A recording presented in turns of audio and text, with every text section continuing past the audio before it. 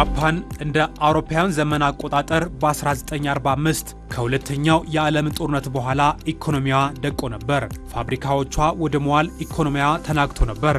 ነገር ግን ከ30 ዓመታት በኋላ ዓለምን በቴክኖሎጂና በምርት ጥራት የምትመራ ሀገር ሆነች። ይህ እንዴት ሆነ ሲባል ሚስጥሩ በአንድ ቃል ይጠቃለላል። ካይዘን ሁለት የጃፓን ቃላት ጥምረት ነው። ካይ ማለት ለውጥ ሲሆን ዘን ማለት ደግሞ መልካም ማለት ነው። በጥቅሉ መልካም ለውጥ ወይም ያልተቋረጠ መሻሻል ማለት ነው። ካይዘን ማለት በጥሬ ትርጉሙ ከጃፓን የተገኘ የጃፓን ቃል ነው። ከሁለት ቃላት የተገኘ ነው። ካይና ዘን ከሚል ነው። ቼንጅ ፎር ቤተር ነው። ይሄ ቼንጅ ፎር ቤተር በሌላ ትርጉሙ ጥራትና ምርታማነትን በማሻሻል ቀጣይነት ባለው ማሻሻል ማለት በእኛ ሀገር ኮንቴክስት እንደዛ ብለን ነው የምንተረጉመው። ስለዚህ ካይዘን ኢን ጀነራል ጥራትና ምርታማነትን ቀጣይነት ባለው መልኩ በአምራች ኢንዱስትሪ ውስጥ ማሻሻል። የካይዘን ጽንሰ ሐሳብን ሰው አእምሮ ውስጥ ሲስል እንዲያስብ የምፈልገው ነገር መሻሻል ተፈጥሯዊ ግዴታ የቢዝነስም ተፈጥሯዊ ግዴታ መሆኑን አንደርስታንድ በማድረግ በኢንዱስትሪ ውስጥ ያሉ አውዶችን በሙሉ እያሻሻልን የምንመራበት የፍልስፍና ሐሳብ የአመራር ሂደት ነው የሚለውን ነገር አስመረን ልንወስድ ይገባናል።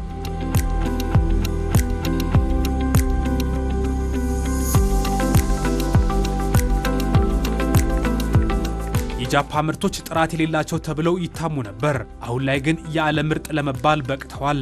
ይህም ምክንያቱ ካይዘን ነው። ዛሬ ካይዘን በጃፓን በኢንዱስትሪ ብቻ ሳይሆን በጤና፣ በትምህርት፣ በግል ሕይወት ውስጥ ጭምር ስኬትን ለማምጣት ጥቅም ላይ እየዋለ ይገኛል። ይህ የአመራር ፍልስፍና አስፈላጊ የሆነበት ሁኔታ ላይ ኢትዮጵያም ትገኛለች። በኢትዮጵያ የአምራች ዘርፍ ከሚስተዋሉ ተግዳሮቶች መካከል በጥራት በዋጋና በምርታማነት ተወዳዳሪ እንዳይሆኑ የሚያደርጉ ችግሮች ናቸው። የሚያመሳስላቸው የመጀመሪያው ምንድነው?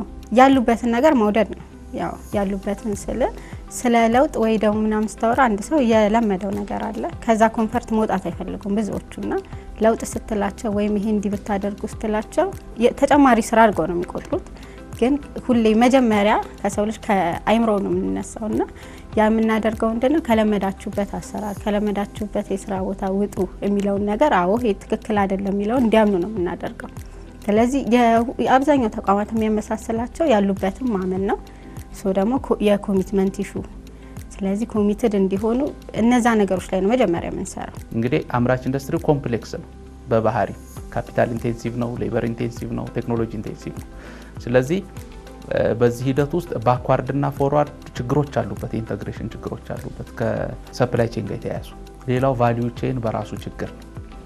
ከኪ ፐርፎርማንስ ኢንዲኬተር የምንላቸው ከፕሮዳክቲቪቲ ኢሹ አለበት። ፕሮዳክቲቪቲ ስንል የግብአት ማሽን እና የሰው ኃይል ፕሮዳክቲቪቲ ኢሹ አለበት። በችግር ውስጥ ያለ ተቋም ነው። ሌላው የጥራት ነው። ምርትን በጥራት ማምረት ላይ ችግር ያለበት ተቋም ነው የአምራች ዘርፉ። ሌላው ዴሊቨሪ የምንለው በሰዓቱ ማስረከብ ስቲል አሁን ኢምፓክት ላይ ያለ ነው። ቀላሉ ነገር መበላሸት ነው። እንዳይበላሽ አድርገህ የታለመለትን ዓላማ እንዲመታ አድርገህ መያዝ የምትችለው ያለማቋረጥ የማሻሻል ስራዎች የሚሰራ ከሆነ ብቻ ነው። የሆነ ጊዜ ቀጠርካቸው የሰው ኃይል ዝም ብለህ ባሉበት እንዲሰሩ ብቻ ብታደርጋቸው በአእምሮም በአቅምም እየወረዱብህ ሊሄድ ይችላሉ። ቀጣይነት ባለው የማብቃት ሂደት ውስጥ የምትወስዳቸው ከሆነ በስልጠናና በመሳሰሉ ነገሮች እየደገፍካቸው የምትሄድ ከሆነ አቅማቸው እየጨመረ ይሄዳል። በብዙ ሚሊዮን ኢንቨስትመንት የምናስገባቸው ቴክኖሎጂዎቻችን የሚያስፈልጋቸውን እንክብካቤ ባታደርግላቸው፣ የሚያስፈልጋቸውን ማሻሻያዎች ባታደርግላቸው ሚስ ቢሄቭ እያደረጉ የምትፈልገውን አገልግሎት ሊሰጡ አይችሉም። ማሽኖች ይበላሻሉ፣ ግብአቶች ይበላሻሉ።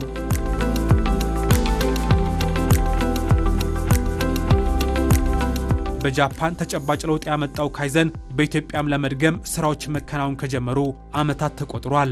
የካይዘን ልዕቀት ማዕከል ተቋቁሞ በዋነኝነት የአምራች ዘርፍ የካይዘን የአመራር ፍልስፍናን ተጠቅሞ ምርታማ፣ ወጪ ቆጣቢና ጥራት ያለው ምርት እንዲያመርት ለማድረግ እየተሰራ ይገኛል። ካይዘን ይዞ የመጣው አንዱ ፍሬምወርክ ከትንሽ ጀምሮ ስታርቲንግ ፍሮም ሲምፕል ወደ ኮምፕሌክስ መሄድ ነው የተሻለው። ምክንያቱም ካይዘን ሲፈታ አንደኛ ችግሮችን ያሳያል።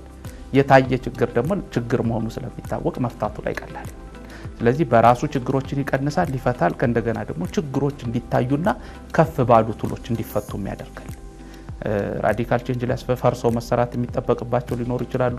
ብሬክ ስሩ ሶሉሽን የሚያስፈልጋቸው ይኖራሉ። ደግሞ ኢንክሪመንታሊ ቀስ እያሉ የሚሰሩ ስራዎች ይኖራሉ። ስለዚህ የካይዘን መሰረተ ዓላማ ከትንሽ ጀምሮ ኢንክሪመንታሊ ችግሮችን ቀስ እያሉ መፍታት ማለማመድ አለብን። ይሄ ደግሞ የመሰረታዊ የሳይንሳዊ ችግር አፈታት ዘዴ ተከትሎ መሆን አለበት የሚል ጽንሰ ሀሳብን ይዞ የሚነሳ ካይዘን እንግዲህ የተሰጠንም ተልዕኮ ጥናት መር በሆነ የስልጠናና ማማከር ስራዎች የኢንዱስትሪውን ጥራትና ምርታማነት በማሻሻል ለዓለም አቀፍም ገበያ ብቁ እንዲሆኑ የማድረግ ስራ ነው የምንሰራው። ይህንን በማድረግ ሂደት ለምሳሌ ያለፉትን 15-16 ዓመታት ካይዘንን በሀገር አቀፍ ደረጃ ስናሰራጭ ኢንዱስትሪዎች ውስጥ በጣም ሰፊ ስራ እንሰራለን።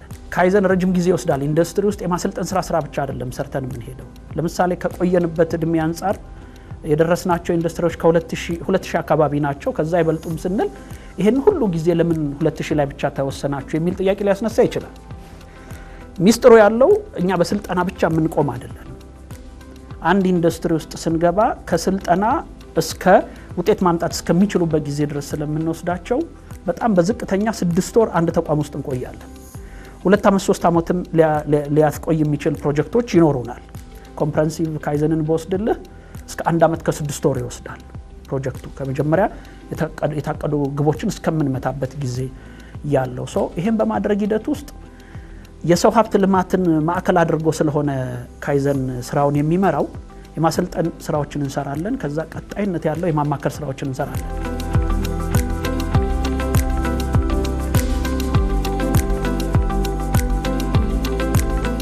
ፎከስ ኤሪያው ግን የአምራች ኢንዱስትሪውን ሳይንሳዊ የመጀመሪያው ኢንድጎሉ የአምራች ኢንዱስትሪው ሳይንሳዊ በሆነ መልኩ ችግሮችን ይፈታሉ የመፍታት እንዲችል ማድረግ አቅም መገንባት። ሁለተኛ ደግሞ ቅድም ያልኩት ኪ ፐርፎርማንስ ኢንዲኬተሮች ካይዘናሉ። ጥራት፣ ምርታማነት፣ ዴሊቨሪ፣ ኮስት፣ ሞቲቬሽን፣ የሰራተኛ ሞራል፣ ኢንቫይሮንመንቱን በተመለከተ ኢንሃንስ ማድረግ ትልቁ። እነዚህን ኢንሃንስ በማድረግ ሂደት ውስጥ ከስልጠና እስከ ማማከር የሚደርስ ማለት ነው። በማድረግ ሂደት ውስጥ የምርትና ምርታማነትን በማሳደግ ተቋማት ተወዳዳሪ ብሎም ተመራጭ እንዲሆኑ ማለት ነው። ይሄ በኢትዮጵያ ብቻ አይደለም። ይሄ ተቋም ሲመሰረት ለአፍሪካም ጭምር። ስለዚህ ለአፍሪካም ሴንተር ኦፍ ኤክሰለንስ ሆኖ የሚያገለግል ሀብ ሆኖ እየሰራ ያለ ነው ማለት ነው። ኢንዱስትሪዎች ውስጥ የምንሄደው የኢንዱስትሪውን ችግር እኛ ልንፈታ አይደለም። እኛ እዛ የምንሄደው የኢንዱስትሪውን የሰው ኃይል ተጠቅመን የራሳቸውን ችግር በራሳቸው እንዲፈቱ አቅም ለመፍጠር ነው። ይሄ ደግሞ ጊዜ የሚወስድበት ሁኔታ አለና ከዚህ አንጻር ስታይ ኢንዱስትሪዎች ኢቭን ለምሳሌ ለሰርቲፊኬሽን እንደነ አይሶ እና የመሳሰሉ ሌሎች አስገዳጅ ሁኔታዎችን ለማሟላት ካይዘንን ቀድመው የጀመሩ መንገዱ በጣም ይቀላቸዋል። ካይዘንን ቀድመው ያልጀመሩና በዛ ሂደት ውስጥ ተንገዳግደው ልክ ከኛ ጋር ስንገናኝ የሚሉን የመጀመሪያ ፊድባክ ካይዘንን ቀድመን ጀምረን ቢሆን ኖሮ ይሉናል። ሌሎች ምናልባት እንዲህ አይነት አገልግሎት የሚሰጡ ሪኳየርመንቶችን እንድታሟላና ሰርቲፋይ እንድትሆን ሊያደርጉ ይችላሉ።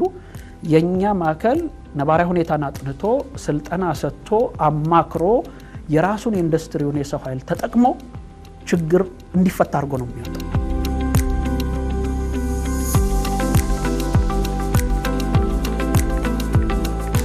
የካይዘን የአመራር ፍልስፍና ተግባራዊ ለማድረግ የተቋቋመው የካይዘን ልዕቀት ማዕከል በኢትዮጵያ ብቻ ሳይሆን በአፍሪካ ከሚገኙ 4 የልዕቀት ማዕከላት መካከል አንዱ ነው።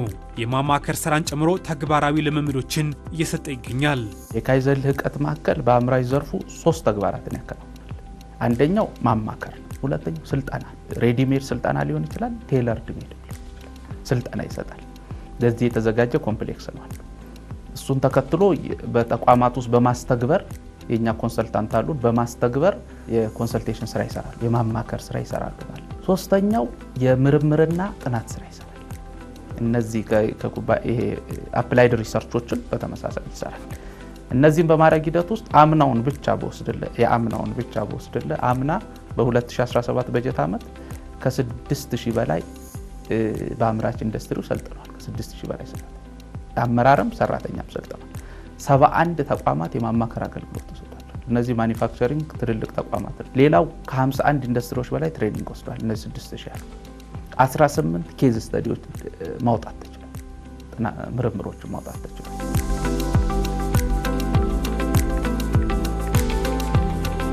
በዚህም ተቋሙ በማዕከሉ በሚገኙ ባለሙያዎችና ወደ አምራቾች በቀጥታ በመሄድ ያሉበት ሁኔታ ተገምግሞ ስልጠናዎች ይሰጣሉ።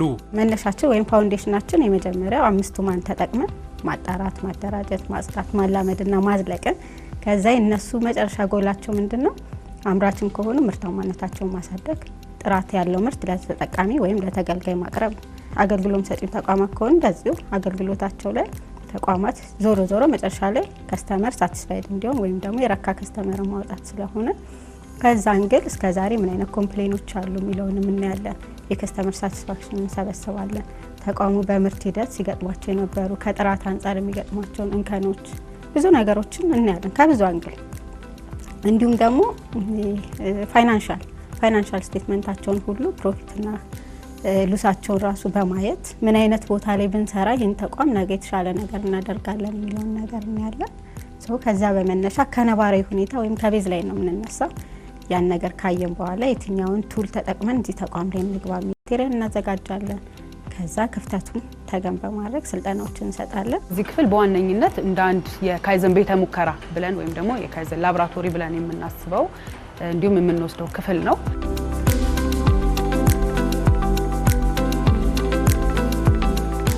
እዚህ ክፍል ውስጥ በዋነኝነት 3 አይነት የስልጠና አይነቶች ይሰጣሉ። የመጀመሪያው የአሰለጣጠን ዘዴ ስነ ዘዴ ወይም ደግሞ ትሬኒንግ ዊዝን ኢንዱስትሪ የምንለው ነው። ሁለተኛው ዶጆ ላይን ወይም ደግሞ ዶጆ ላይን ያው ቃሉ የጃፓን ቃላቶች ስለሆነ ነው። ዶጆ ላይን ወይም ደግሞ ማስተሪንግ ስኪል ማስተር ማድረግ ነው።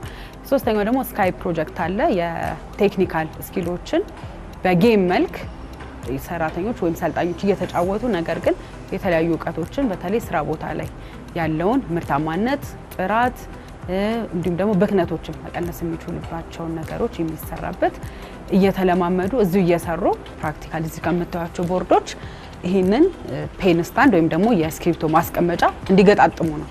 ያን ሲገጣጥሙ መጀመሪያ ምን ፕሮሲጀሮች ተከተሉ? ልክ ስራ ቦታ ላይ አንድ ሰፊ ወይም ደግሞ ጋርመንት ላይ የምትሰራ ሰራተኛ ያንን ስራ ስትሰራ መጀመሪያ የቱን አደረገች ነው የሚለውን ቅደም ተከተሉ እንዲጽፉ፣ ከዛ በኋላ አብረው መቀናጀት የሚችሉ ስራዎች እንዲቀናጁ፣ እያንዳንዱን ስራ ሲሰሩ ምን ያህል ደቂቃ ፈጀባቸው፣ ያ ነገር ከከስተመር የማስረከቢያ ጊዜ በጣም ብዙ ኩባንያዎች ያው የደንበኛ ቅሬታ አንዱ የሚፈጥረው በፕሮሚስ ባደረገው ወይም ቃል በገባ ነው መሰረት ሳናስረክብ ስንቀር ነውና ያን ነገር እንዴት ቀነሱ፣ በሰዓቱ እንዴት አስረከቡ የሚሉትን ነገሮች እንዲማሩ እስከዛ በኋላ ወጥ የሆነ የአሰራር ስርዓት እንዲኖራቸው በዋነኝነት ማለት ነው።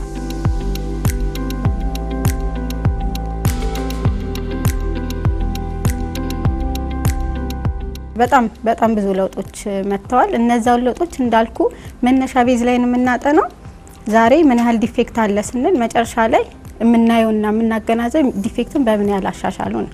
ስታንዳርድ እናስቀምጣለን። ካይዘንን ተግባራዊ ስናደርግ አሁን ያለንበት 5% ከሆነ ወደ 4 ወይ ወደ 3 ዝቅ ማድረግ መጨረሻ ላይ ያ ነገር እውነት ሆኗል እንላለን ማለት ነው።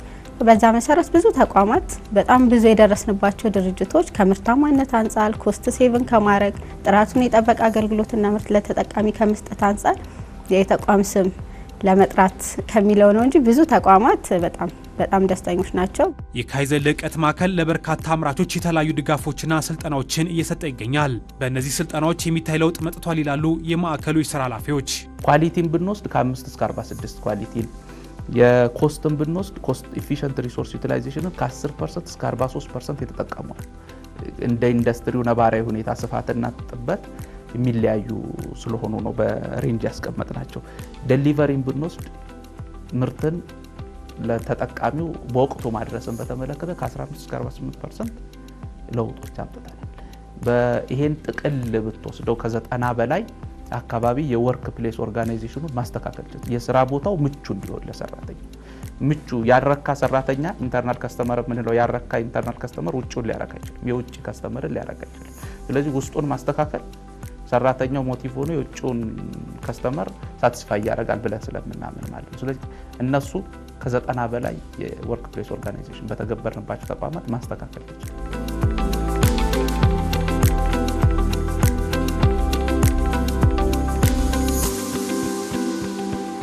ሀገራዊ ብቻ ሳይሆን አህጉራዊ ኃላፊነት ያለበት ማዕከሉ በበቁ ባለሙያዎች ስልጠናዎችን እየሰጠ ይገኛል። አሁን ላይ የሚሰጠውን ስልጠና በማስፋት የተሰጠውን አህጉራዊ ኃላፊነት ለመወጣት እየተጋ ነው።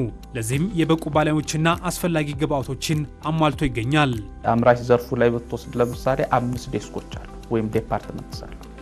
የመጀመሪያው የጨርቃጨርቅና አልባሳት፣ ሁለተኛው ቆዳና ቆዳ ውጤቶችን የሚያማክር የሚያሰለጥን፣ ሶስተኛው ኬሚካልና የኬሚካል ግብአቶችን የሚያሰለጥን የሚያማክር፣ አራተኛው የአግሮና አግሮ ፕሮሰሲንግን የሚያማክር የሚያሰለጥን አለ። አምስተኛው የሜታልና ኢንጂነሪንግ እሱን የማኒፋክቸሪንግና ኢንጂነሪንግን የሚያማክር የሚያሰለጥን በ5 ዘርፍ የተዋቀረ ነው። ከ25 በላይ መነሻቸው ቤዛቸው ኢንጂነሪንግ ይሆናል። አብዛኞቹ ኢንዱስትሪያል ኢንጂነር፣ ቴክስታይል፣ ኬሚካል ኢንጂነርስ ያሉበት ስብጥር ማስተርሳቸውን በዛው ልክ በቴክኖሎጂ ኳሊቲና ፕሮዳክቲቪቲ ላይ ማስተርሳቸውን የሰሩ አማካሪዎች ነው ያሉን። ለምሳሌ ኢለርኒንግ ሲስተማችን የካይዘን ስልጠናና ማማከር ስራዎችን ዲጂታሊ የምንሰራበት ሲስተም ነው።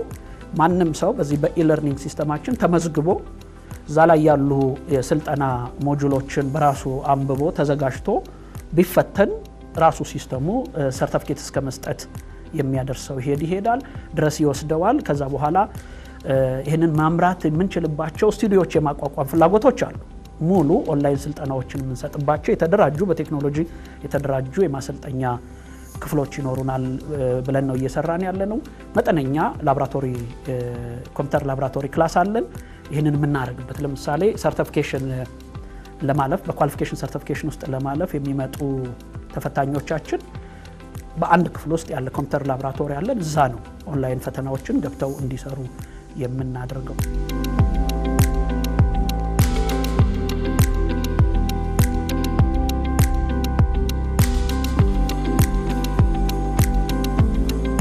ዌል ኢኩፕድ የሆነ ኢንፍራስትራክቸር አለ በጃፓን መንግስት የተገነባ በአመት ከ50 ሺህ በላይ ሰልጣኞችን ማሰልጠን የሚችል 7 እንደ የተሟላለት ሙሉ የተሟላለት ማሰልጠኛ ሩሞች አሉ። 7 ስልህ አንዱ 30 ድረስ የሚይዝ ማለት ነው።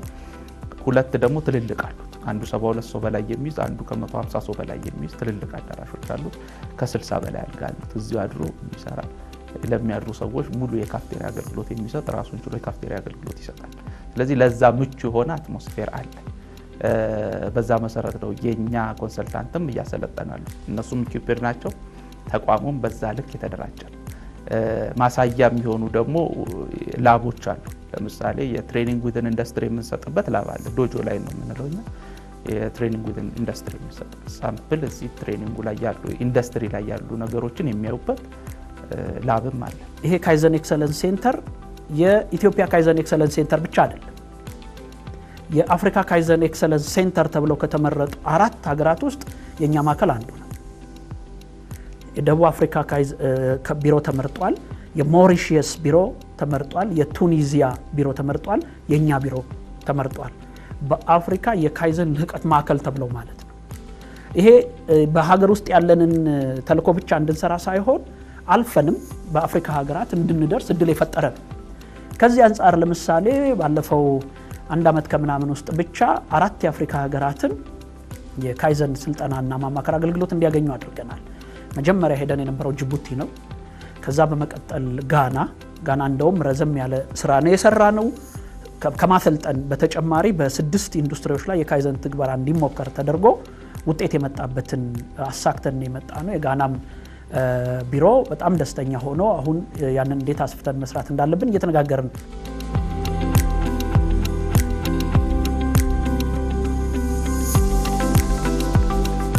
በአፍሪካ ደረጃ ለምሳሌ ከ2019 ጀምሮ በአውትስታንዲንግ እና ኤክሰለንት ደረጃ ተሸላሚ እኛ ድርጅቶች ናቸው ይዘውት ያሉ እስከ አምናው ድረስ ማለት ዘንድሮ 2025 ድረስ የተሸለሙት አውትስታንዲንግ ሌቭል ያሉት የኛ ተቋማት ነው። በአፍሪካ ደረጃ ከ27 በላይ